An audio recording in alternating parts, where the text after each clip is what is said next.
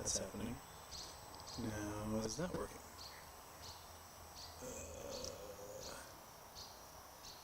I think that's working. There we go. Alright, we're up. Got Elvis. Okay, so I've got one screen today, not three like normal. It's going to take me a minute to organize exactly how I'm going to split all this stuff in between.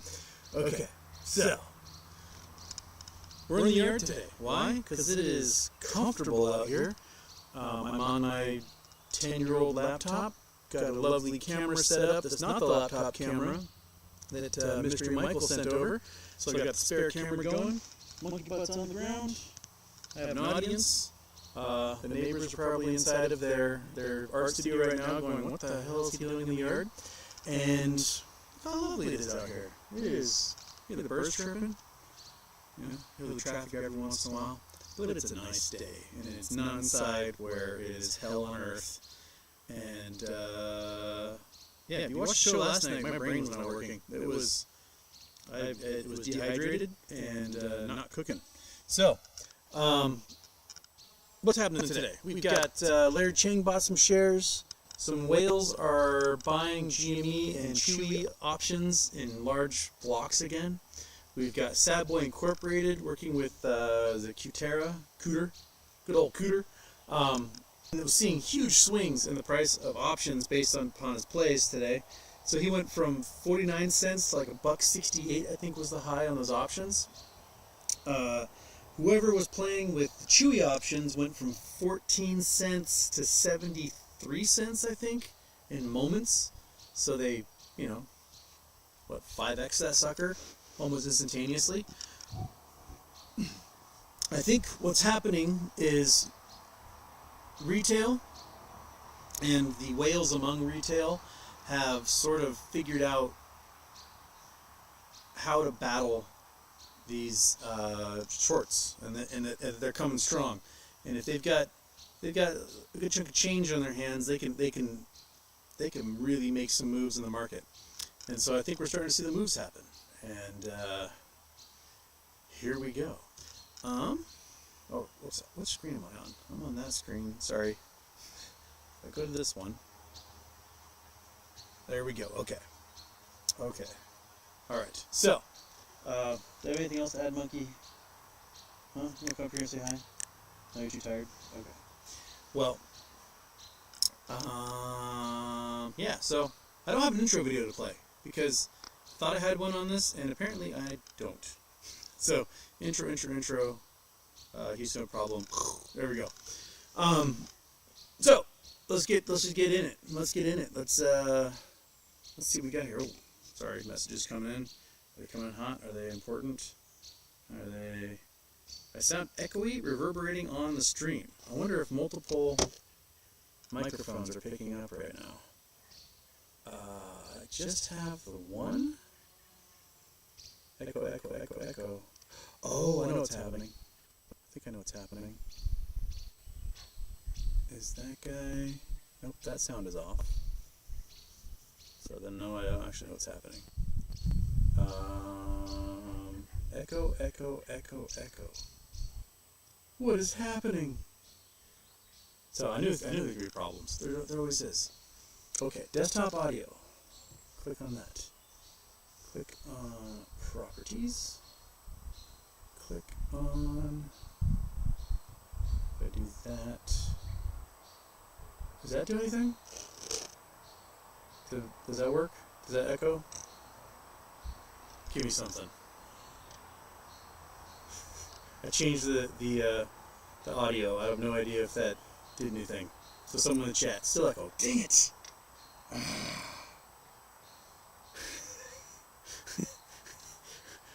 Nothing I do will ever work properly.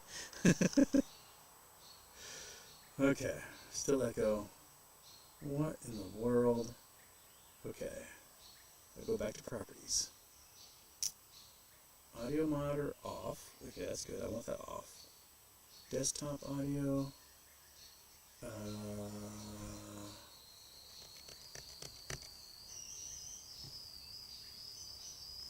I try the microphone here. This is the microphone that's away from me right now.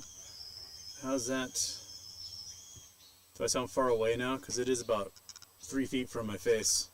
Echo in the Houston mans. Okay, that's a new microphone. How's that one? No, it's better. Okay. All right, I'm going to use the microphone on the camera there, so that's like, it's way over there. Okay.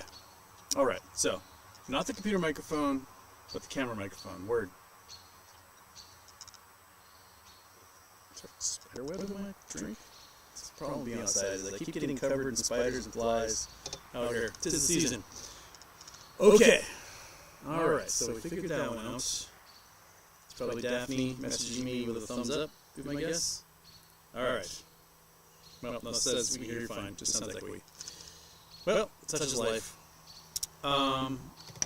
Okay. J-Dog was first, and he's saying go Mariners. Hell yeah. Got 2 Mariners going to the All-Star game. None of them hitters. They're terrible. Mariners have the worst offense of any team that's ever been in first place, as far as I can tell. So, there's your baseball update. Brandon Wells is number 2. I was number 3 because I was saying don't show up on laptop one time. See how bad I screw this up, and I screwed it up. So there you go. Gabriel T, do you think that the 3 of them will run together again soon? Jamie, AMC, Costs. I think anything that has been in the basket will run when the time comes. All of them. Probably 100 different stocks, 1,000 OTC and zombie stocks. They'll all run at the same time because they're all in the same short basket.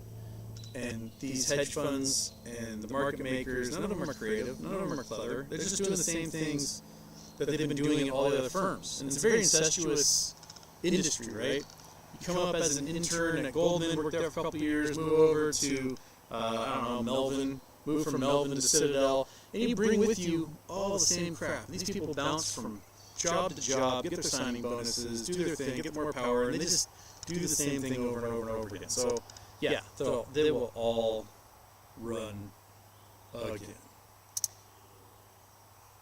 Rain H has shouted to Monkey Butt and Fat Cat. Well, Monkey Butt, where are you? Over there. Monkey Butt's over there.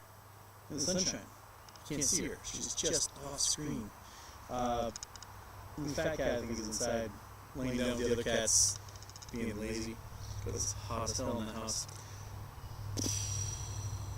Should we make the outside cat come out?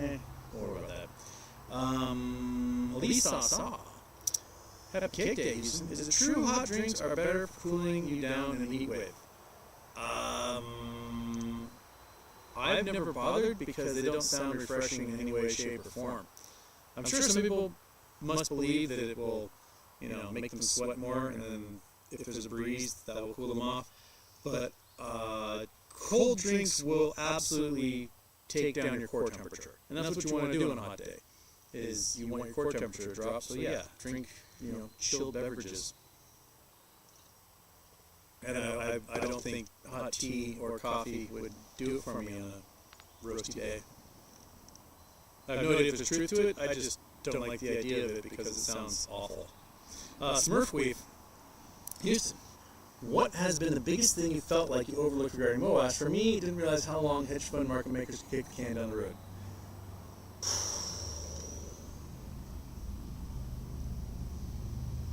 Biggest thing overlooked. I think that the second show I ever made was about how they're going to try and kick the can down the road and draw this out as long as possible. Just like with COVID, the goal is to flatten the curve, right? If you have this spike in price that puts every hedge fund in existence at risk, then you bring down the entire system. What you want is this long, drawn-out curve over months, years, decades, and as long as you can draw that thing out, then everyone can survive. We want the spike. We want that big giant spike. As far as personal overlook, probably my biggest regret is that I wasn't, because I didn't know we were going to have as many spikes as we had, going through 15 back down, going through 15 back down, going through 15 back down, is that I wish I had played options bigger and better back then. and that's probably my biggest regret is that I didn't play the swing in those options. Had I done that, I would be like a billionaire today. But whatever, it happens. You miss the boat sometimes. I'm not going to miss it this time around. Ariane 6 had an awesome launch today. Ariane 6. I have not been paying attention to space launches in any way, shape, or form. Ariane 6 launch. European Ariane 6 rocket launches a long way to view mission. It's probably launching out of what? French Guiana? I think that's where European Space Agency launches everything. Powerful new Ariane 6 rocket lifts off. Well, cool.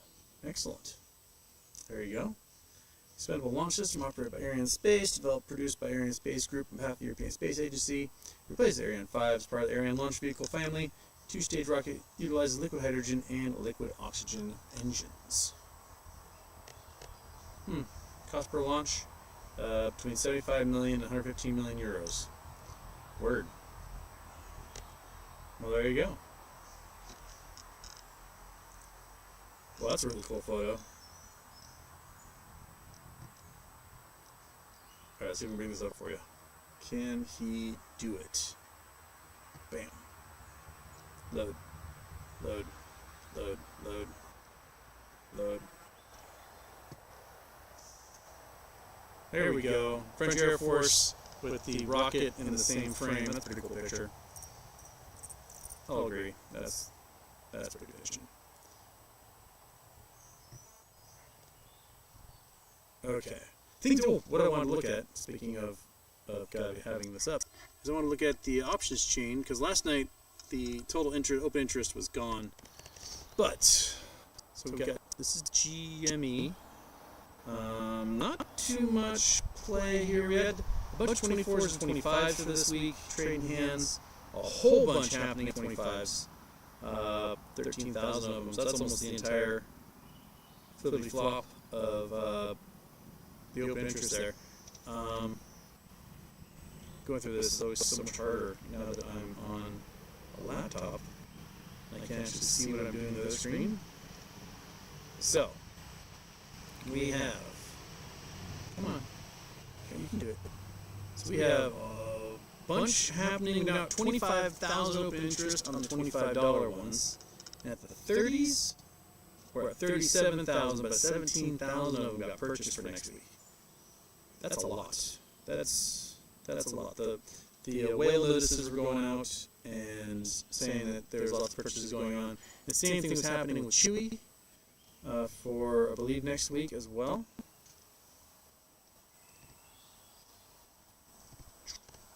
We have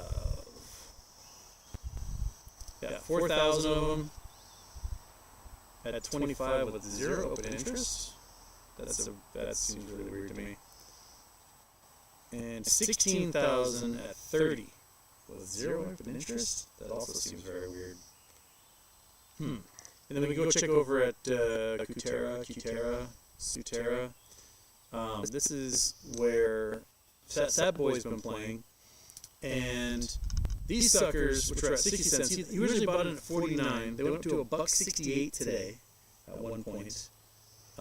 These suckers were at 20 or 30, and so they've been bouncing around like crazy. So, but the price itself, it's at $1.41. It hit $1.50 in after hours yesterday. He's tinkering a lot, and I don't know, SadBoi, are you planning on doing a share purchase as well to mess with this stuff, or did you do that ahead of time before you went into the options? I have no idea. Clarify for us at some point. Put it into your subreddit post. Be interesting to know. Okay, back to the Streamlabs. Go back to Big Houston. Doink. Okay. Where am I? To Charles Bronson, Houston. Don't forget, for a while, who told them BBBY pump and dump case was big factor? It was Houston. It was right the whole time. Well, I mean, I think several people were pointing out that the pump and dump case needs to go away. We got rid of Todd and Judith. Now we just need Bartra. I don't know. I can't remember if it's Bartra or Batria. That case that's Pomerantz case. You guys should be familiar with Pomerantz by now because Pomerantz works for short hedge funds being dicks to companies that short hedge funds are shorting. They'll like put out some sort of press release like, we're doing an investigation into criminality by company X. And they just giant press release, it goes into all the publications that, there might be crime happening in this company. And the stock all of a sudden just craters, right? They do it for everyone. And then they'll announce like, they're seeking some sort of legal legal resolution, and we're looking for a client. They're basically putting out there like, hey, any of you assholes want to make a quick buck? And because they need a client to sue because none of them own shares, right? And they're not going to represent themselves. So they need somebody like the Batria guy, Bartra, whatever his name is, to sign up and be like, hey, I'll be your client. And it's discovered that he was like day trading the stock, didn't have any by the time Ryan Cohen had finished, and he's not going to be able to be the head, the lead plaintiff in this class action, even if it gets class action status, which I don't think it's going to get. I think it's going to get tossed. So, but yeah, they are always the law firm that's front and center when these hedge funds really want to do a short and distort on a company. They're there in the front. But, some of the arguments that Ryan Cohen had made in dismissal of the Todd and Judith case was, hey, they don't have any equity, therefore they have no standing in this. And then that's when Goldberg stepped in and was like, well, I have standing, and the court ended up tossing it. I think the same thing is going to happen in this, is that there's no standing. There's no equity. The previous court already tossed it. Why wouldn't they toss this one as well? So, but they can't give us equity until that's out of the way and they can't make the argument anymore. Because if all of a sudden they give everyone equity back, then all of a sudden there's standing for these folks. But even though the price is probably much higher than they ever bought in for. So we just gotta wait for these stupid pump and dump cases to vanish, and we'll be okay. Here we go. Frozen Productions, awesome laptop double intro for you. For you all get double intros. Hope you're cool. Want to install our 14 above ground pool, but thunderstorms suck. I would love to have a pool back here. That would be great. Bring us some OS. I'll put a pool right behind me, and I will spend all day. This computer is waterproof. It's one of those like military ones you can throw out of an airplane into like the North Sea, and it'll be fine. It's slow as heck, but you know what? Indestructible. I will gladly do water broadcasts from there. Michael Tucker, any upward movement in Genie going to happen in the future? Well, I mean, I guess it depends on how near you think the future is. Implied volatility is very, very low right now. For like below 100% for further dated options, and that is very weird. So, especially with how much volatility we had just a month ago. So, if there's a time to start buying, 120,000 call options on a stock, it would probably be around now with implied volatility as low as it is. Because we're just bouncing at 24, 25 right now. Just kind of, we're trading sideways. That's all we're doing. And that's bringing down the volatility a lot, making those options really cheap in comparison.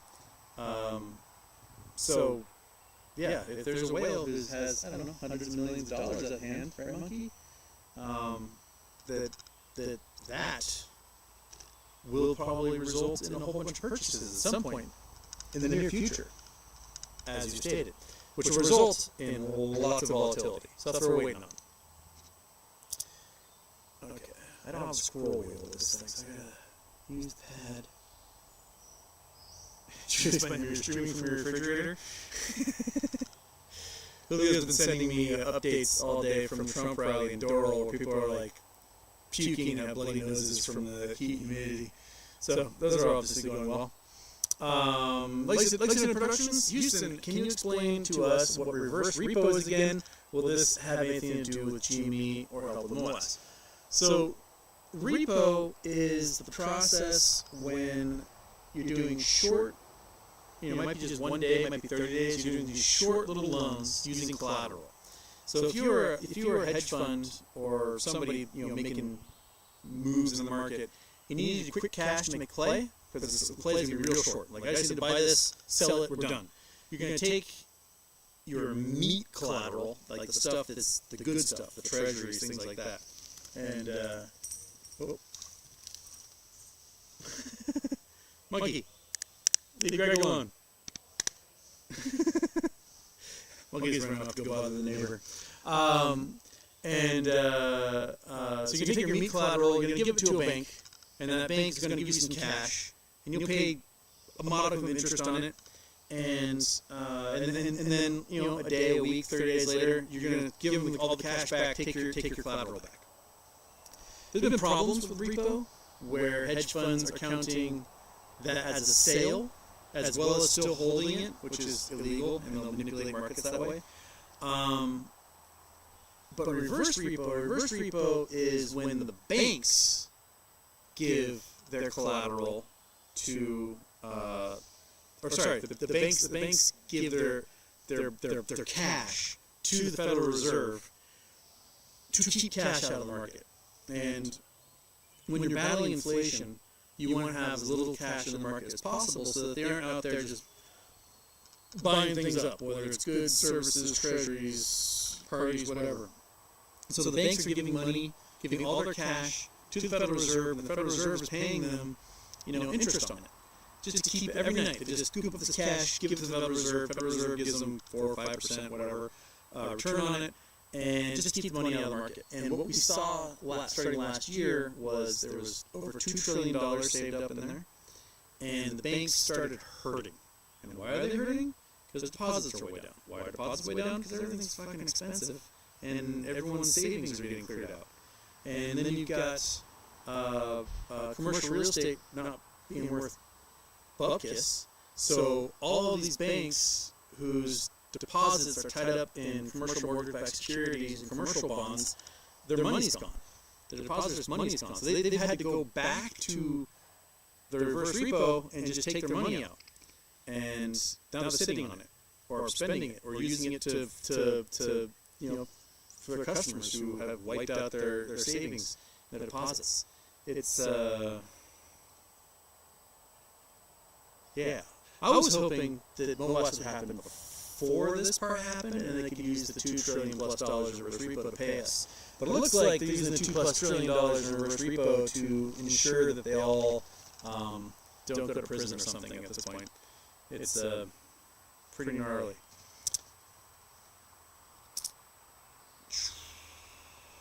Frozen State Productions. Got production here. How about Caitlin Clark? Courtside seats are roughly $250 for WNBA, but when Caitlin is in town, they are $2,500 or more. She's awesome for the league, and the WNBA isn't capitalizing on her. It seems kind of true. Like, WNBA should be singing the praises of Caitlin Clark and turning her into, Michael Jordan at this point. The WNBA has had a pretty bad job at marketing. You'll get like Sue Bird or Desari, or back in the day Cheryl Swoops. People will know who they are, but they don't necessarily have posters of them. And Caitlin Clark, I think, is probably the first big name since maybe Brittany Griner came in, where people were like, "Holy crap! I need to see this lady play." And she has a very solid rookie year. She has performed better than a bunch of the ladies a bunch of the guards that are going to the Olympics for Team USA. And then, honestly, from a marketing standpoint, yeah, you want to put your most popular player on your Olympic team. And it's obviously she can contribute. My personal my stream right or not? It's got a notification that. But it looks like I'm back.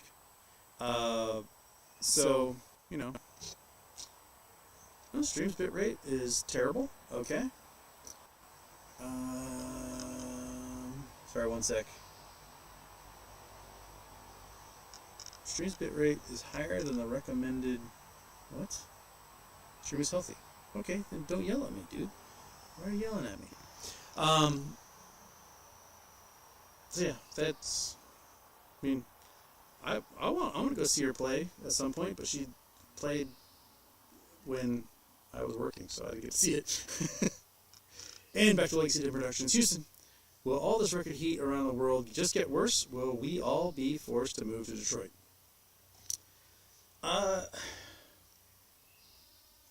Yes, it will. We might get a momentary reprieve if La Nina builds up, like it looks like it is right now. So we're getting some breezes over Central America, so it's blowing that cold air, or that warm ocean water away from like Peru, and allowing cold water up well. And that will bring down global temperatures a smidge. Now, will we be forced to move? A lot of us are, I'll be honest. Not just from the fact that sea levels are rising and will continue to rise, and at some point they'll rise really fast in a very short amount of period when we get a giant glacier falling into the ocean. So on the subreddit, there's a guy from the Netherlands who was kind of defending the far right policies of that. We're seeing 30% turnout for these far right groups like Le Pen's party and the former Nazis in Austria and stuff.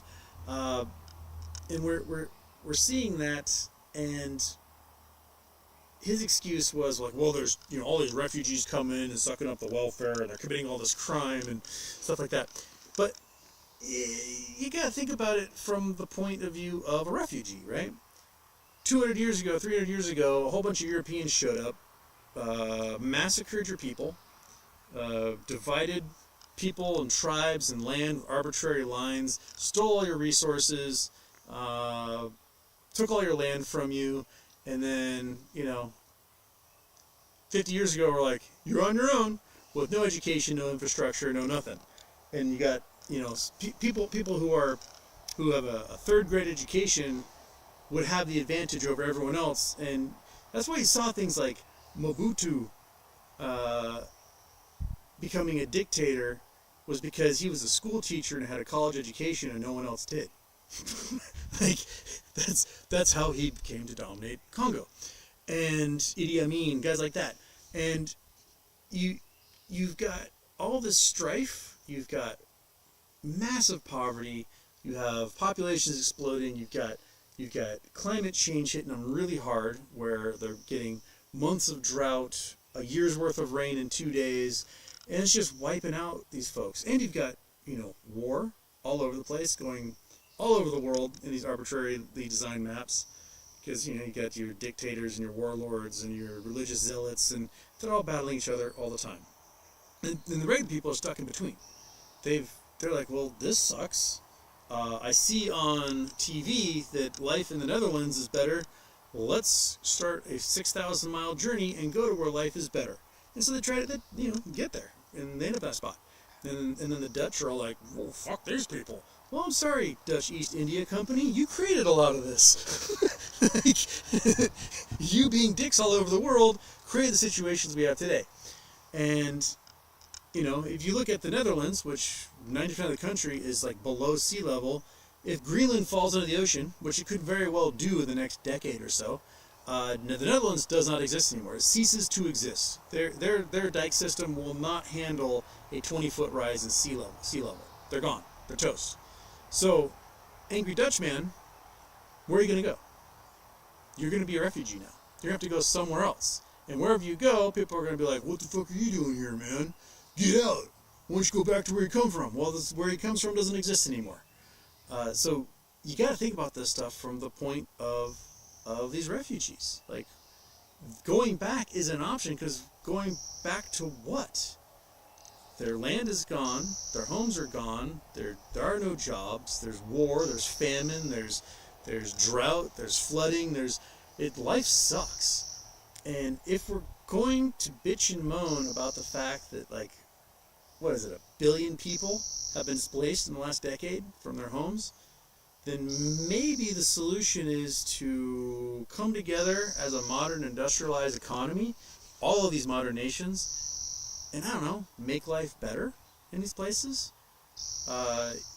Especially the far-right people in France, in Le Pen's party, there are something ridiculous, like 30 former French colonies and protectorates that are still paying remittances back to France for the privilege of being free from France. Yet Haiti, the poorest nation in the Western Hemisphere, is still paying off the penalties of their freedom for their revolt they did 300 years ago, 250 years ago. And they're paying tens of billions of dollars a year back to France. For what? It's like, France is like, hey, be ashamed if something happened to your nice little democracy you had here, so you better pay me some protection money. Well, it's not working, France. Haiti has not been protected by you.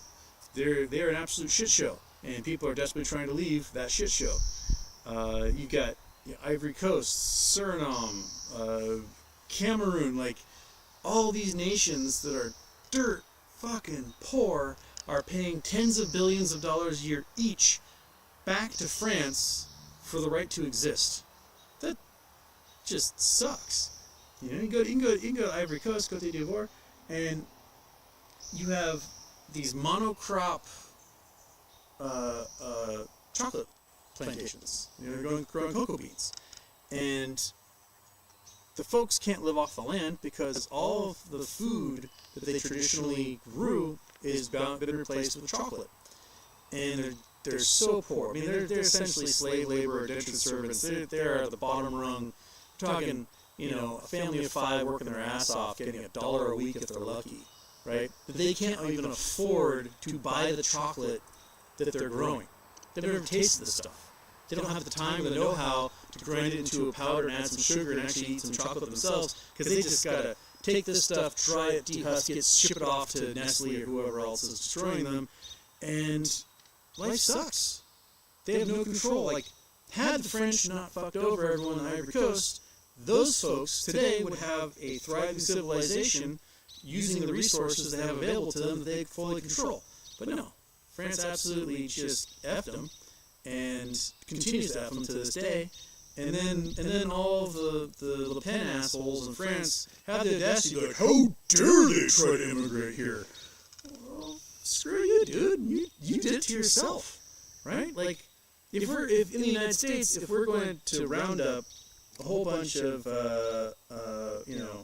GS-13 or Latin Kings or whatever, gangsters, and these kids may have come here at 6 months old, never known anything else but the United States. They join a street gang. Why? Because they grew up in an impoverished immigrant neighborhood, and they get arrested. They find out, oh, hey, you are an immigrant, so we're going to package you up and we're going to send you off to Guatemala or Salvador or wherever you're from. And then they hop off the plane in El Salvador. All they know is the gangster life.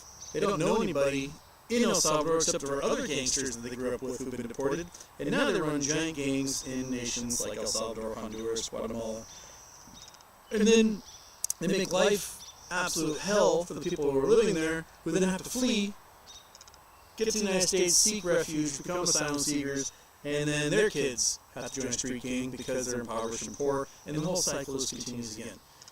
And it all comes down to the fact that, like, the U.S. government, United Fruit, Dole, absolutely just ran roughshod over these folks over the last century, and, that creates a cycle of poverty, and when you're in a cycle of poverty, your option is, hey, be in a war-torn, oppressed, gangster-run land, or try to escape to what looks like a stable nation that's not too far away, like the United States. They're going to try to escape, because they want purchasing power, they want a good life, and, so, in other words, like September Productions, a lot of people will be having to move to Detroit. But right now, land in Detroit's cheap, so that was a long way of getting to your answer there. Ford ZZ9. Is it looking good for chewing? I think we mean Chewy in GameStop on the 19th. Well, there does seem to be a lot of options being purchased. It does not seem to be in the volumes that DFV has done in the past. So it might be some other whales looking to try to play the same game he's been doing. Maybe some big family funds, maybe just some rich apes. I think if DFV were making the purchases, there would be a lot more. We'd see, the volume on the day for these options being like 50, 60, 70, 80,000 and not 17. So there may be some folks kind of fronting what DFV is doing or imitating it, and that's what we might be seeing out of these. It might be enough to move the stock price a bit. Asking for a $5 swing right now when volatility is as low as it is in the next 10 days might be asking a lot. But I mean, I've got my options for next week. I may have to see where we are, tomorrow or Thursday if I'm gonna flip them around and try for something else. But we'll see. Okay, gotta click this thing again. Lisa saw Milan plans to rename an airport after the late PM Silvio Berlusconi. Don't think the locals are happy. Why would you name everything after Berlusconi? Call it Bunga Bunga Airport, and maybe it'll be a party scene. You guys don't know what Bunga Bunga parties are? Those are the parties that Berlusconi would have like underage children come to, and then he and his friends would have sex with them all. Those are Bunga Bunga parties. So, yeah, don't name things after dudes like that. I mean, I'm sure there'll be things named after Donald Trump at some point, and all of us will regret it, because he was having Bunga Bunga parties too. A passing cloud, greetings from Eugene. It's too dang hot. I'm with you, brother. It's too dang hot. At least the shade right now is rather nice. Over there in the sunshine, it is a hellscape. Inside the house, I would not ask that for my worst enemy at this point. So, outside is where we live. Corsair Productions. I have modified using option play. I take GME calls and cash them for profit. Then buy IEP calls. I have hundreds of calls now, not financial advice. Interesting. Gathering up the IEPs. At some point, Carl is going to do something. And it's going to be glorious. I just hope it's within the period of time that your calls exist. That's what I hope for you. Boris Raspy. I'm assuming AMC 45 to 50 and GME 110 is coming pop, and then it gets hammered down July. Thoughts?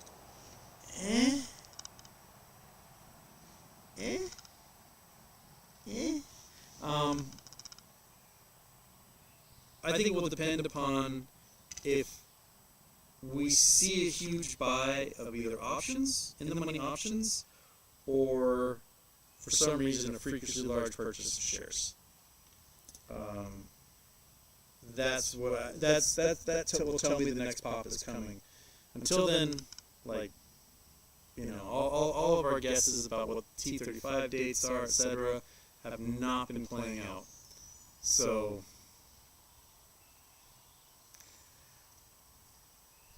have hope and lower the expectations. That's what I say. The chill face. 919 CUTR calls options are up 3,900% today. So we're at 3,900. Okay, so I gotta go to scenes. This one is CUTR. Okay, we'll look at 919. You mean September 20th? 920 or 719?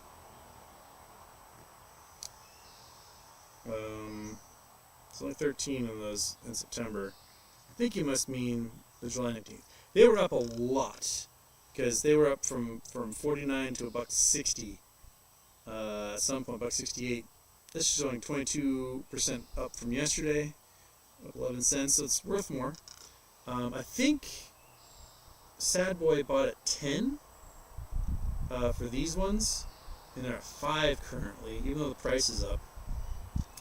At this point, you might be seeing a Theta decay start to eat into them, especially for the $2, especially for the out of the monies. Yeah, that's what we're probably looking at. So if you see some big price swings at all in the next day or two, the Theta decay will probably start to eat away at these. So I mean, it's a worthy experiment. I'm very curious to see how it's going to work out.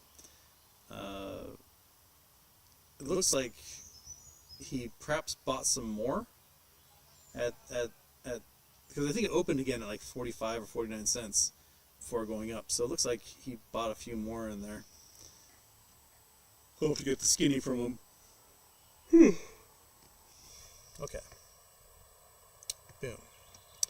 What to do? Alexander K. Happy birthday, Houston. If you were to construct a fallout shelter, where would you build it, and what survival elements would you include? I'd probably, if I were to build one, I'd probably build it right where I'm sitting. It's away from the drain field. It's at sort of top of the hill, close to the back door, because being here in the Northwest, we're in the middle of like 7 first strike locations, so I would be evaporated in a heartbeat. We might get a 10-minute notice that an ICBM was coming in, so I'd want it like probably right here. What would I have in it? A little bed, access to a well. There's plenty of groundwater around here, so probably dig a well. And then if you go deep enough, I don't think you have to worry about irradiation in that well, because it takes like 10,000 years for that water to filter down there.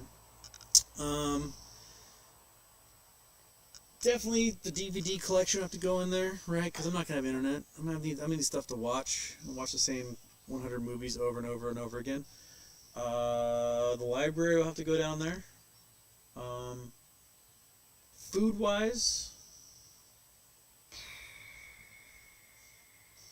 I mean, it depends how big am I? Do I have infinite amount of money? Can I have like generators and deep freezers full of like sides of beef, or do I have just like a tube with a cot and as much canned food as I can fit in there? That's what it really comes down to. I would love to have a luxurious bunker for the end of the world if the end of the world is coming. So, garage for the Mad Max vehicle, all that stuff.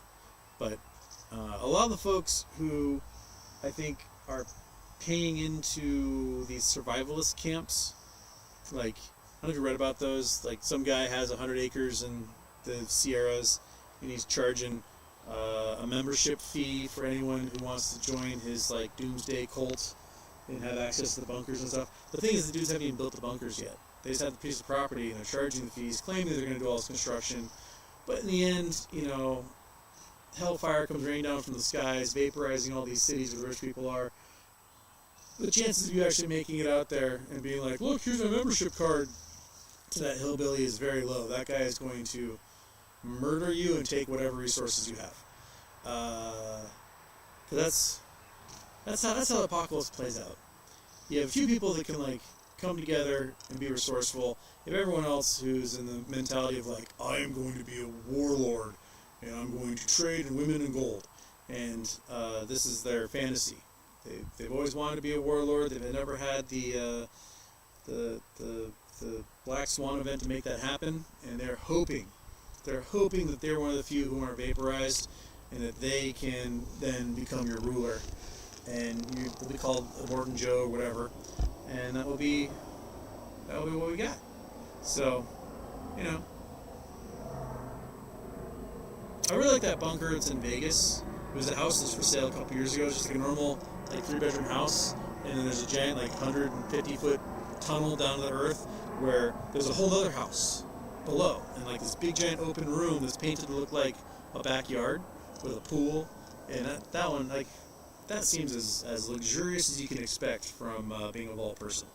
So one of those would be great. I wonder if I can find that thing. Let's see if I can find it. 1 second. Las Vegas underground house. That's the stuff. Okay. That's what we want. Okay, now I gotta remake it so you guys can see what I'm looking at. Boom. There it is. Okay. So this is the thing. There's like a little guest house. There's a pool. They painted the whole scenery. There's like a 3-bedroom house in there. It's all underground. Whoops, I don't want to see the videos. And it's, you know, it's particularly like grandma's house. I'll tell you that much right now. It's very much grandma's house. But I guess you can rent it for weddings at this point, or an Airbnb or something. Well, yeah, it's very, very, very 1970s. Oh, ladies, go away. Oops, back. But yeah, it looks like somebody's renting it out as an Airbnb now for the underground bomb shelter house. You got grottos, you got guest houses, you know, kitchens, the whole works. Man, that is tacky as shit, but hey, a lot of wedding photos. It was for sale a few years ago. It was like $17 million to buy this thing. And this is just the underground house. It's not showing you the house up top at all. Las Vegas underground mansion. It is. The house at the surface is like completely dilapidated and ignored. $18 million underground house. It was only 26 feet underground. Sorry, I totally exaggerated that. I thought it was further. So. 12-foot high ceilings. Oh, this is the place that's up top. Come here. Give this to me. This is what it looks like up top. This is kind of a dilapidated stucco something house. Looks like nothing. No one would be interested. But below is the ultra sexy grandma house that, you know, everybody wants to be a part of. So, live at grandma's. Right, monkey?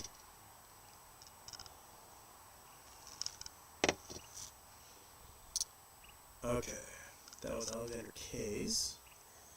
Let's scroll. Cheshire, Houston, any new hearing dates for BBBY to look for your best guess date when BBBY wraps up? Glad Monkey Butt safe. Ice treats for her this hot weather. She's got water right there. Does she want to drink it? No, she does not. Keep cool. There's a date for July 23rd to basically wrap up the personal injury claims. You know, people like dropped a walk on them and had like a ceiling tile fall on their heads. Those ones should be wrapped up, I think, by the 23rd of this month.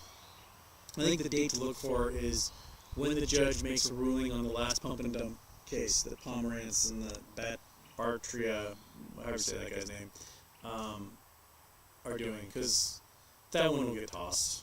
And then once that happens, I think we're good to go. I really do. I think we're good to go. So just get the hell out of the way, you stupid, clumsy monsters. MJL is not doing very well. Looks like he's going to be forced to pay some sanctions for wasting everyone's time. He's got 2 weeks to file something. I'm not sure what the hell he's going to file, but he's like, still seems gung-ho and still seems to be insistent that we're all a bunch of morons for telling him he's a moron. I'm not really sure what he's trying to accomplish. He claims he's trying to get a piece of the waterfall for everybody, but in the end, who cares? It's going to be like 1 cent per share if he's lucky. I don't care. I don't care at all. You know, oh, I got $15. Awesome. Thanks, man. Why are you spending all this time making it harder for the equity to get dispersed and for bankruptcy to be done? Like, stop filing things. Just, it's zero or hero, dude. That's all it is. Just accept that. Move on. Zero or hero. That's the entire investment play. So stop. There. Colin, cheers everyone. Just got back from camping and catching up on some stuff. I missed Houston. Glad Monkey Butt's home safe. Me too. I'm glad there's no fireworks going on right now. My friend, aloha from Wahoo. Read speculation. GME to acquire Steam. Wouldn't that cover digital downloads? Objectives. It totally would. I don't know what Steam's value is. What is Steam's value? Steam market cap. So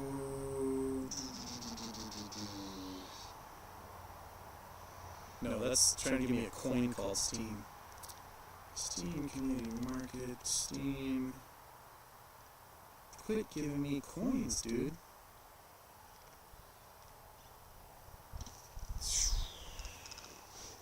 Steam Exchange. I want to know Steam. Steam.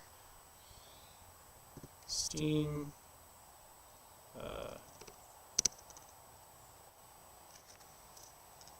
Steam Exchange. No, I'm not Steam Exchange. Don't give me the Steam Exchange. Just tell me the company Steam what they're worth. No, community market. Don't give me the community market. Just tell me what Steam valuation. What that? Steam valuation.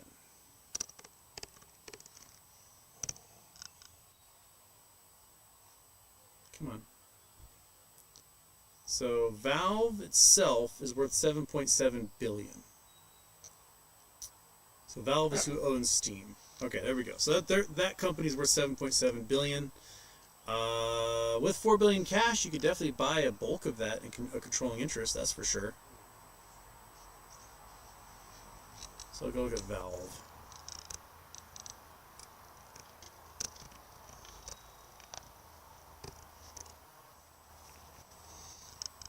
So as of July 8th, Bloomberg value had Valve at 6.9 billion. Newell owns 50% of the company. So Newell Brands owns 50% of the company already. And there's been lots of talk about Newell being a part of the whole thing. So I didn't realize that Newell Brands owned 50% of the company. Oh no, sorry, not Newell Brands. A guy named Gabe Newell. Ignore me. So Gabe Newell, a former Microsoft employee who co-founded Valve in 1996, he owns 50% of the company. Has nothing to do with Newell Brands. Ignore me. And would likely have a market cap of 70 billion if it was publicly traded. Interesting. That's from 2021, from Microsoft's estimated value. Yeah.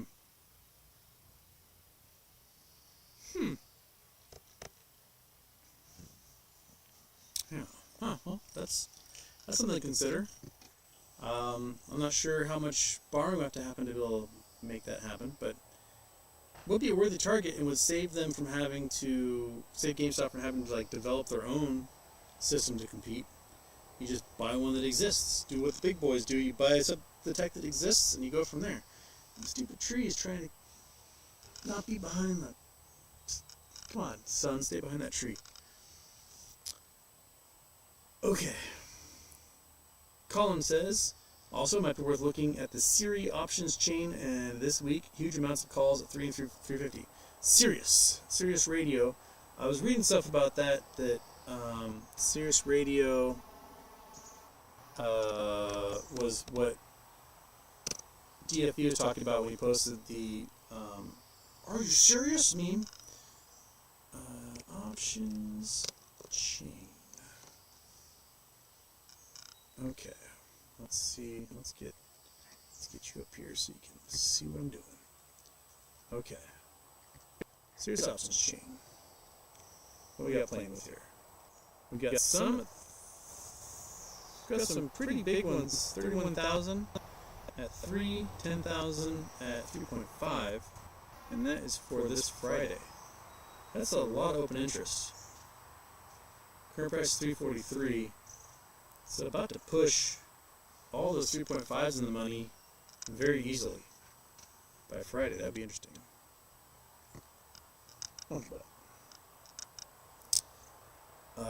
For the following week, holy smokes, look at these guys. Whoa. Got 124,000 at 3.5, 91,000 at 4. What do you have, 73 there? How many? That's a lot. That is a lot. What is,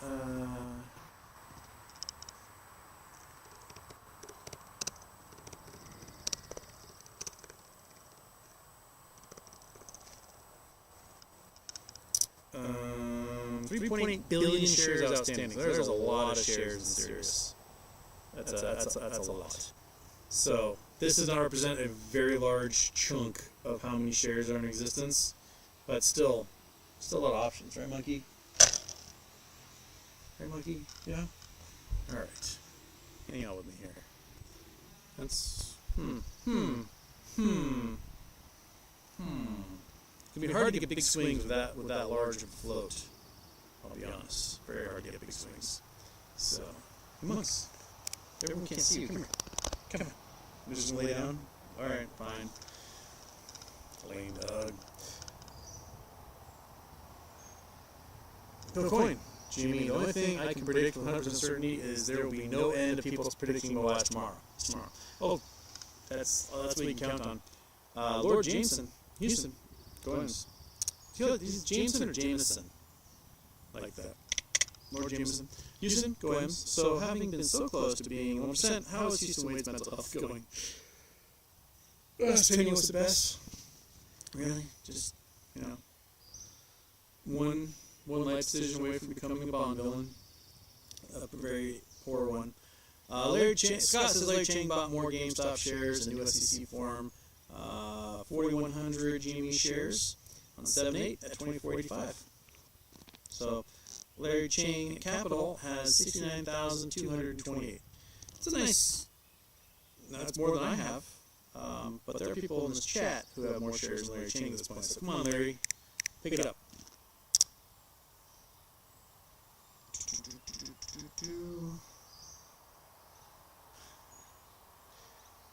Alright, I'm now at the, I don't have a timestamp on these.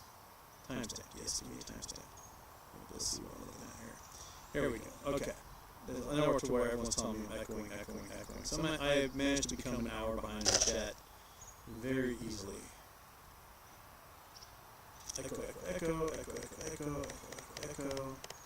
Javier Martinez, echo. Houston. Houston, we have a problem. Thank you, Rick.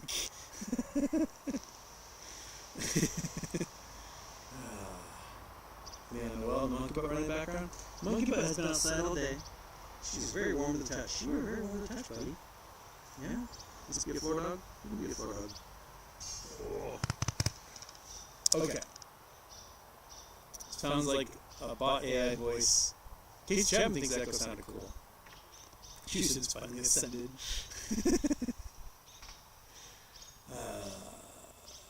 Okay. Eric, if I was a member, I would deserve 50% refund due to poor audio. You guys live for this crap. Dan Harris, anything new with BBYQ, MMTLP, and GME? Maybe a quick synopsis of each. What are we waiting for to see MOAS? BBYQ, Pomerantz and company filed some, please don't end this trial forms with the court. I think the court's going to go and kick him out eventually. MMTLP, I've not heard a peep. All I know is that Berta and GP they said that they're going to fight the allegations that they were doing manipulation, and hopefully, they got a good chunk of change for some lawyers. They can start subpoenaing everything from the regulators. I want to see the blue sheets. I want to see the cat data. I want to see it all. I want to know who was short, how much naked short selling went on, what went through these dark pools, why did FINRA and the SEC agree that you didn't have to deliver on options, all those things. And ask why that they approved the S4 with the language that there's a possibility of a short squeeze happen as a result of this merger. When you're now trying to sue them for the language you approved, it doesn't make any sense to me. I've not heard anything out of McCabe as to what MMTLP is doing lately. It seems like Congress used this excuse of the SEC lawsuit to not do anything. That they aren't even going to bother. So here we are on that one. GME, there'll be a pop at some point. There always is. Are we waiting for the next cycle, the next quarter into August? I have no idea. But I think at this point, we've discovered that you can use options in large purchases of shares. to build a gamma ramp and get this thing going. So, at some point, GME's going to announce mergers. I just want it now. Just do it now, please. I'm so tired. I want to be able to put a pool in this backyard. Well, I'm going to put a pool in this backyard. GameStop, and just rock it. Rock it so hard. I will be in a pool floaty doing my shows. I promise.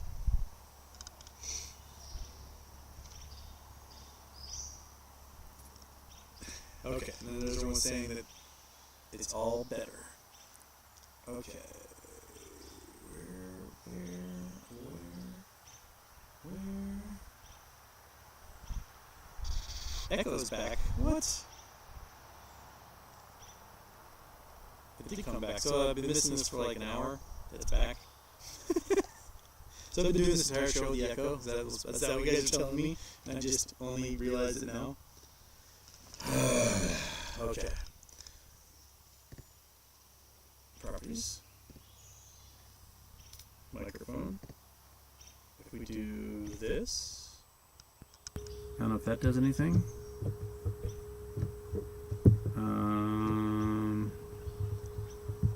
Microphone. We do that. So I've been doing echo this entire time as if I am Lou Gehrig. Come on.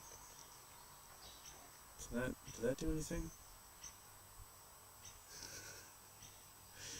Triple echo. Alright. Did that work? Yeah. I don't know, man.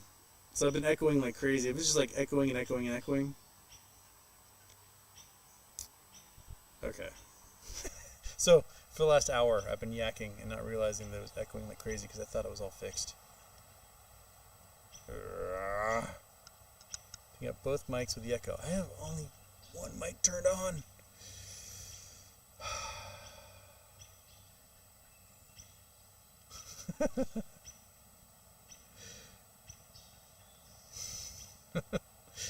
Okay. Well, I guess that lasted for a minute before the echo came back. Dang it. Where am I? What's happening? I like the echo go back. Okay, so it seems to be working for now. So if I can get past the hour of people telling me that my echoes are all back, we can get back into the comments here. It's illegal at 100%. Do not miss 90 degrees in Seattle. I feel for you. It's just there's no air conditioning here, so we get to feel all of it at all times.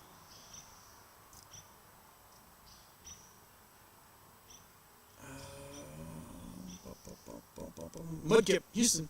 Come on, Houston. Take a couple $100 of gambling money and get a portable AC unit. This is frustrating to watch you struggle. Just Google inexpensive portable air conditioner for small room. Again, a thousand times, I have the wrong kind of window for an air conditioner. It's a swing out window, not a slide down or slide open window. It swings out, and I would have to put a giant board in the entire window and then not enjoy having a window. That's the reality of it. So, yeah.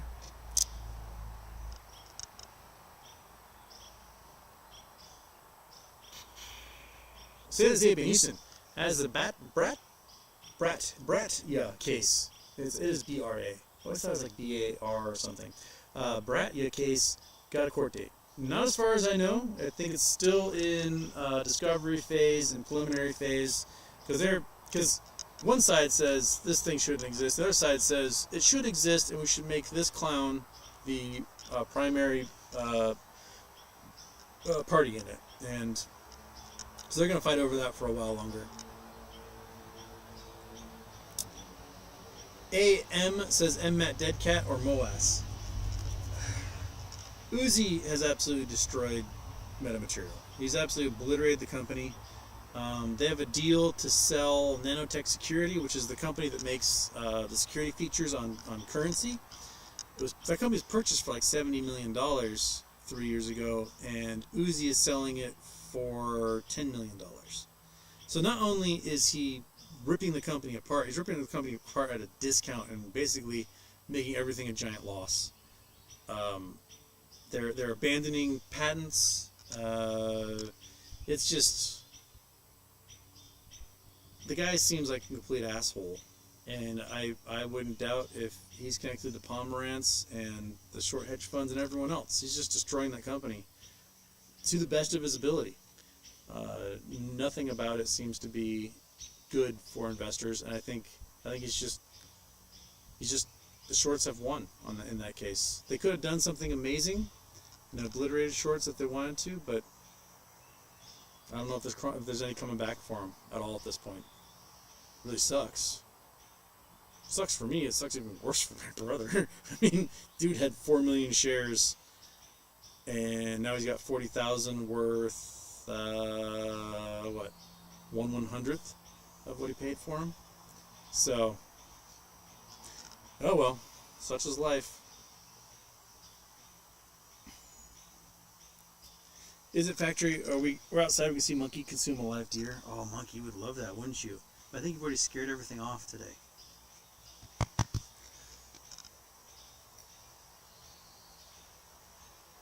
Eric, just go back inside. Do the show naked. It's been a rough day. We need some humor. Daphne's out. Just say, Luke, I'm your father. I'm thinking if the echo's back, it might have probably worked. Is the echo back? I gotta scroll down and find out.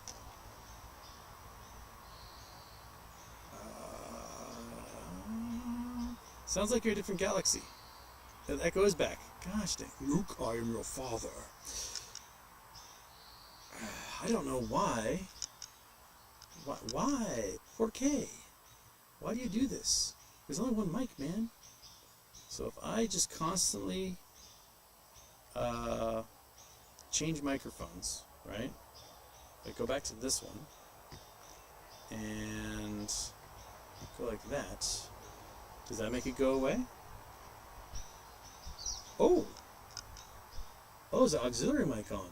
That might be... Okay.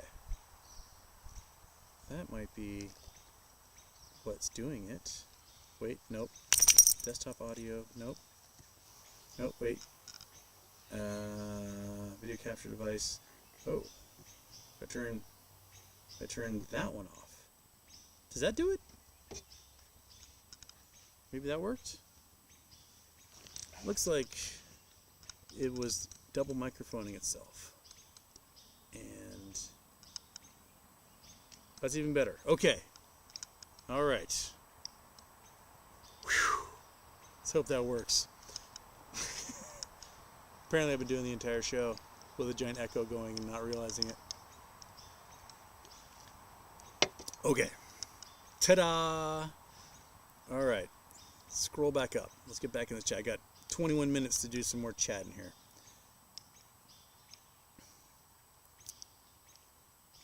Echo, echo, echo, echo, echo, echo, echo, echo. All right. Wojak91 says, wish I put options back then too, but the anti-option FUD prevailed back then. I mean, making money's making money as far as I'm concerned. Travis Martin 06.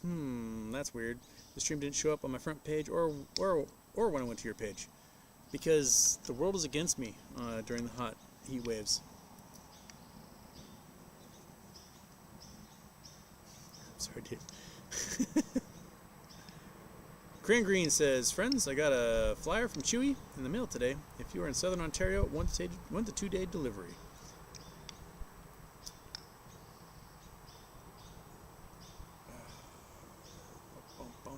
And then more people complaining about how much echoing I can do.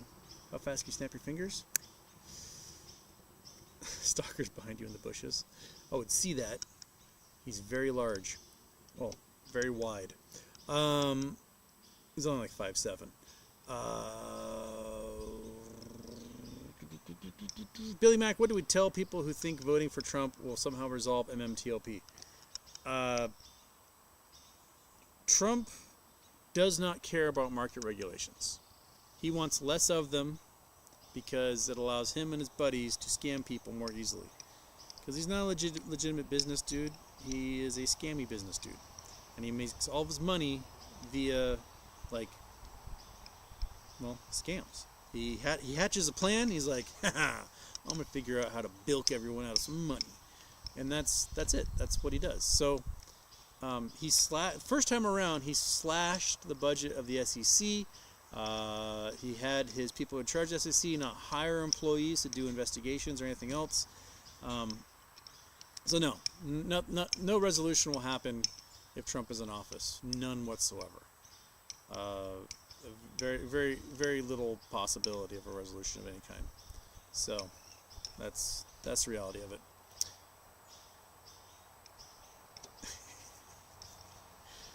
There's Will Flex Houston doing a Phil Collins recording. I can feel it coming there tonight.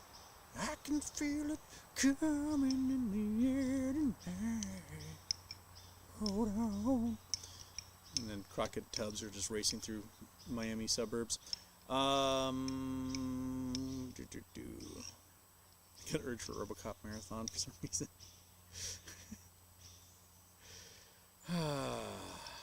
Kelly Reed. So Jay Powell's talk today pretty much is stating recession either later this year or next. Things look grim. Jay Powell knows exactly how many banks are so underwater in commercial real estate right now that I mean, very few entities physically own commercial real estate outright, like free and clear. What they do is they go and they do 5-year bonds. All right, this property is going to cost us $10 million. We're going to go get a 5-year bond at 2%, and we will pay, $200,000 a year in interest, and then on the 5th year we will pay the $10 million. And what they do is they go back to the bank, they get another 5-year $10 million bond, and they do it all over again. The problem is that mini mall or whatever they had that was $10 million is now worth $2 million. And they spent all that money from rent on, vacations to Cabo, yachts, fancy cars, big houses. And so the bank's like, hey, your $10 million note is due. And they're like, hey, can we get another $10 million bond? The bank goes, absolutely not, because that property is only worth $2 million. And they go, oh, shit. So that means we're going to be $8 million short on paying off this new bond. So I'll tell you what, bank, we're going to walk away. You can own this. And the bank goes, oh, shit. And they don't know what to do. They now have lost everyone's money. And the folks who owned that building for the last 5 years, they made their profit. They're gone.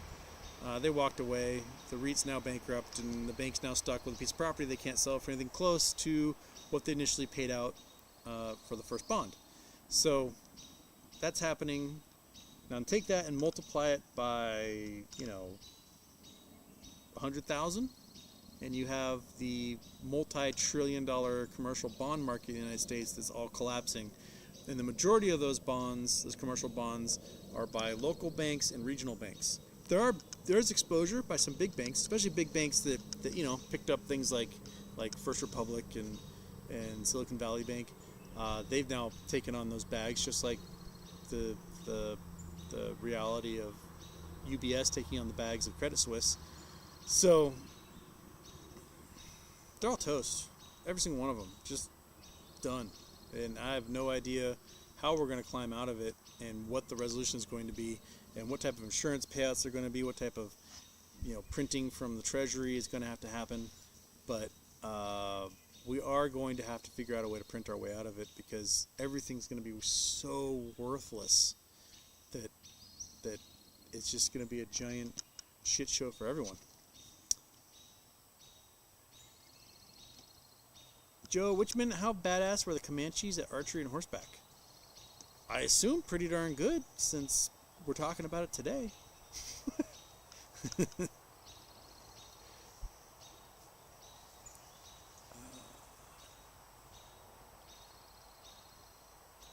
Chill face, Asia Wilson is the face of the WNBA, makes Clark look like a high schooler. I mean, she's really good. But right now, Clark is the great white hope. that's what everyone wants to see at the moment.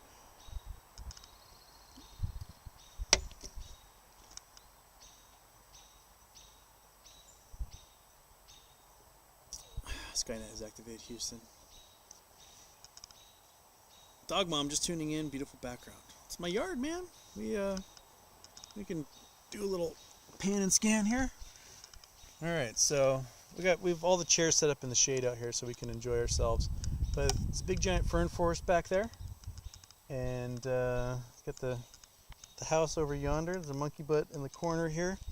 It goes as an orchard over there with 4 or 5 trees. My goal last year was to clear all those blackberries, and I got the tennis elbow and couldn't do it. But all this was all blackberries, and I murdered that, and you can now see the fern forest, and it's lovely. But yeah, that's the yard tour. So there you go. And now the stupid sun is coming out from behind that tree, but I've only got 14 minutes left anyway, so I can suffer.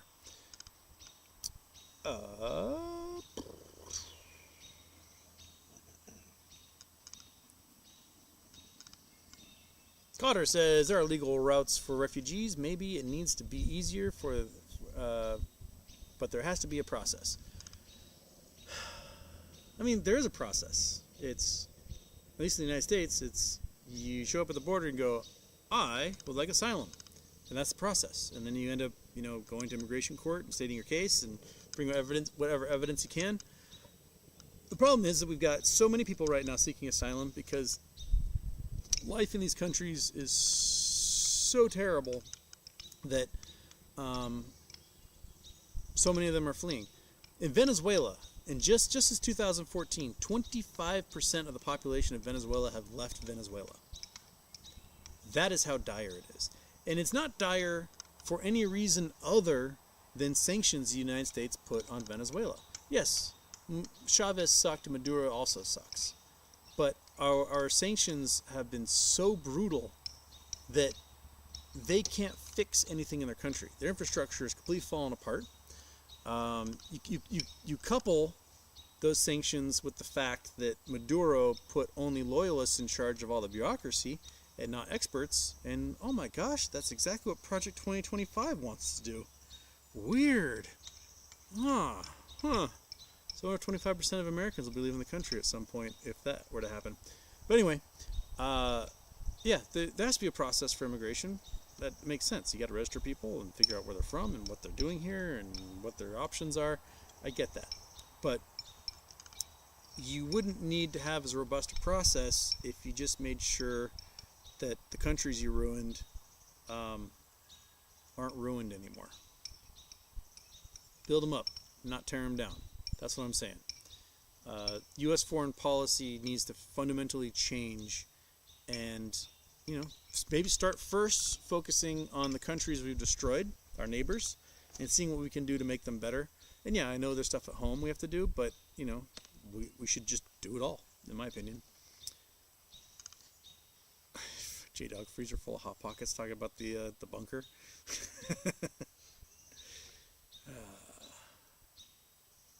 KYP, no AC in the entire house. How the heck do you sleep at night? Not well. Brief moments between going, and like both myself, the dog, the cat, everyone trying not to touch each other because it's just awful.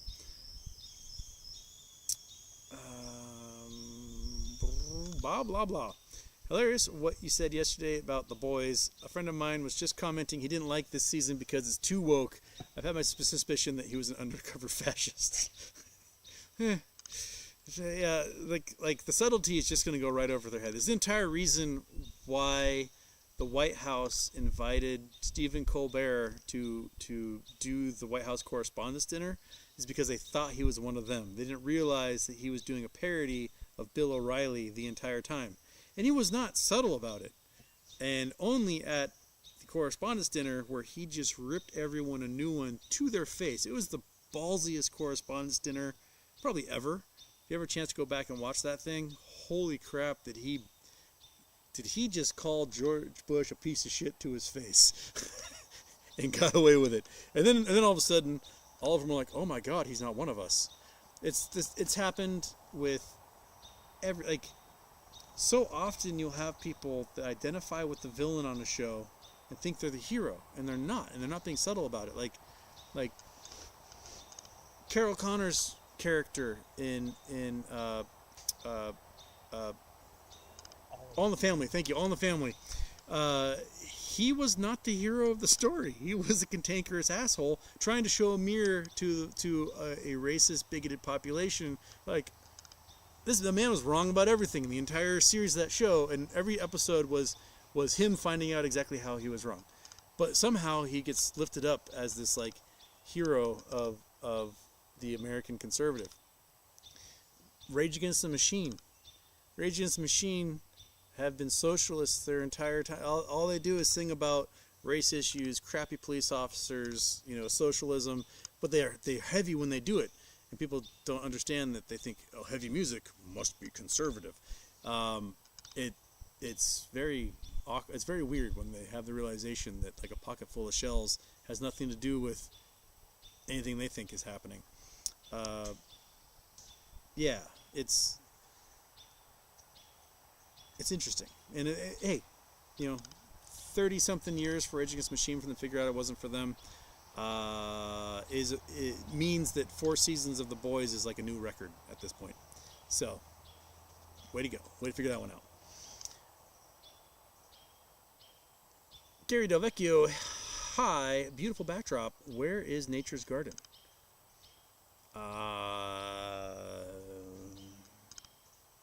There?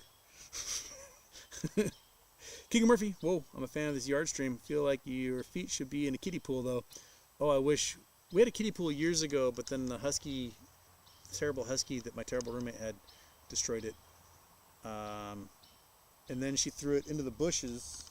So when I cleared out all that stuff, I found it all destroyed in the bushes. That was fun. I was like, oh, that's where it went. Thanks for disposing of it properly by throwing it into the bushes. Maybe we'll get another one someday. Black Udon, Valve is a private company. There you go.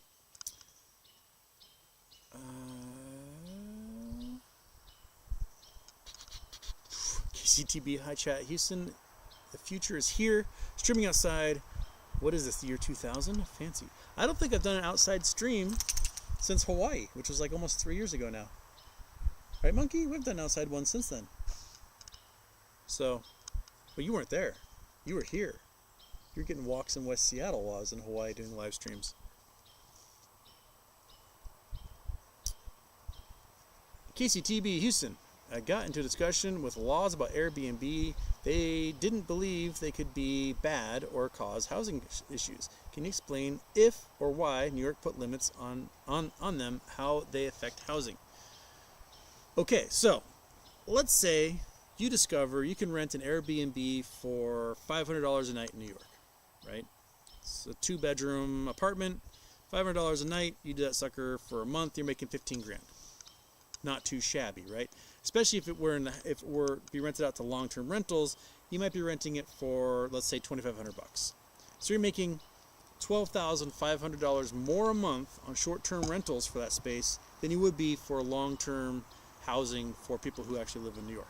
So speculators, discovering this price difference, go out and they start buying up all of the 2-bedroom apartments all over New York, 3-bedroom, you name it, every single apartment they could possibly get, putting them onto Airbnb, and now all this housing, which was meant for people and families to live in, is now being used by get that fly monkey, get it. It's now being used by vacationers who are paying a premium for these units.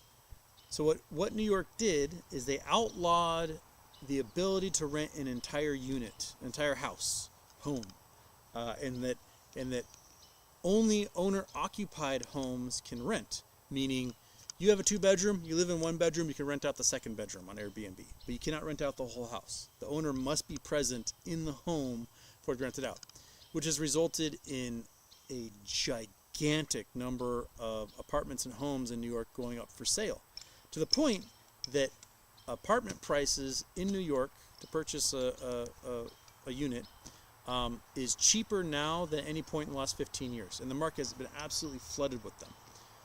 And these units are popping up now as long-term rentals because a lot of these folks, they bought on speculation. They were paying their mortgage with the short-term rentals, so they didn't really care what price they got, because if they bought it for $1 million and it was $12,000 a month as their mortgage, if they're making $15,000 a month off of it for short-term rentals, who cares? They've still got $3,000 profit. Now they aren't allowed to do that anymore, and they're going, oh shit, well maybe I'll rent this out, and they're discovering that no one's going to rent it out for $12,000 a month. So now they're seeing short sales pop up, and a lot of these units we can go to Zillow. It's been a couple months since we've been to Zillow and checked it out. So let's oh, I forgot to actually change the screen over so you guys can see what I'm doing. Let's go there. I got 4 minutes. 4 minutes to Zillow this sucker up, and we can see what's happening. Manhattan, New York. Come on, come back. Come. There we go. Manhattan, New York. Come on, Zillow. Let's do this. And then we're going to set up. We're going to look for the cheap homes here. For sale price. Price. All right. Max, we'll do $350.